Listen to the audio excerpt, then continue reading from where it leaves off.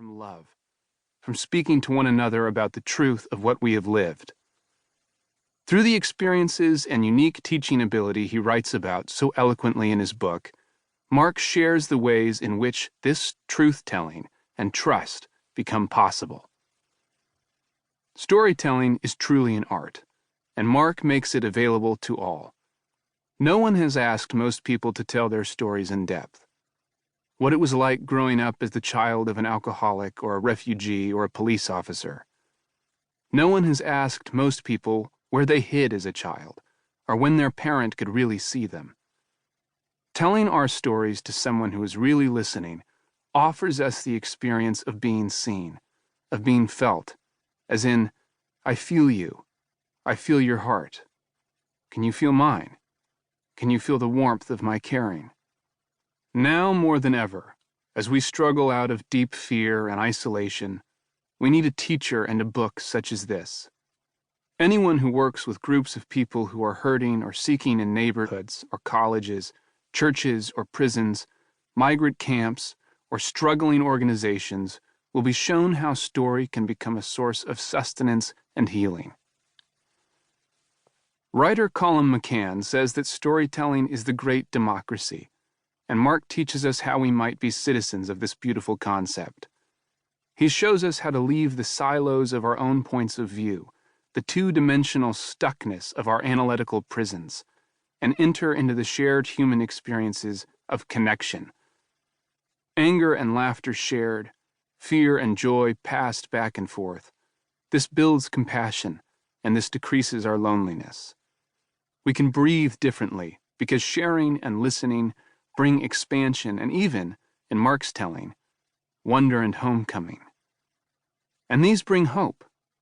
Over and over in this book, you will see people move from fear and powerlessness to strength and renewal.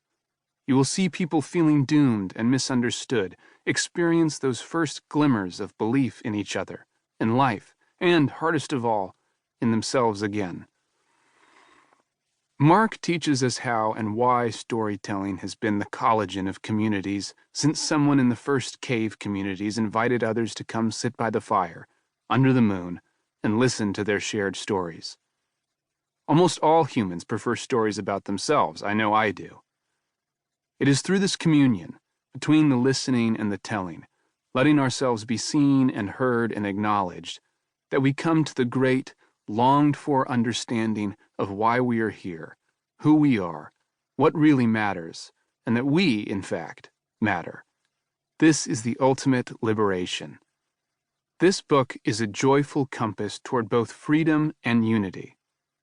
If this is too hard to imagine, just keep listening and begin the journey yourself.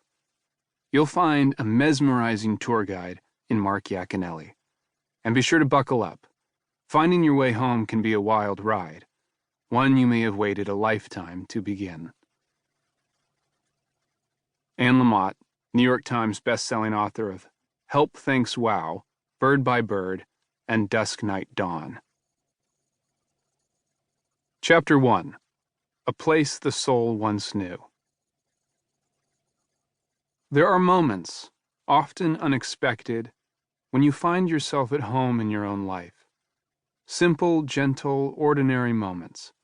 Standing at the kitchen window, rain outside, the earth springing into green and yellow, the birds, the ridiculous birds, singing without worry beneath the gray sky. For some reason, without effort, the anxiety lifts, your chest relaxes, your senses awaken, a quiet descends, and you are home. It is in moments like this when I can feel how distant I have been from the life I long to live. I've been homesick and didn't know it. I've been living miles away from my deepest yearnings and not known it. I have been hurrying through my days, isolated, fragmented, caught within the jet stream of the anxious world.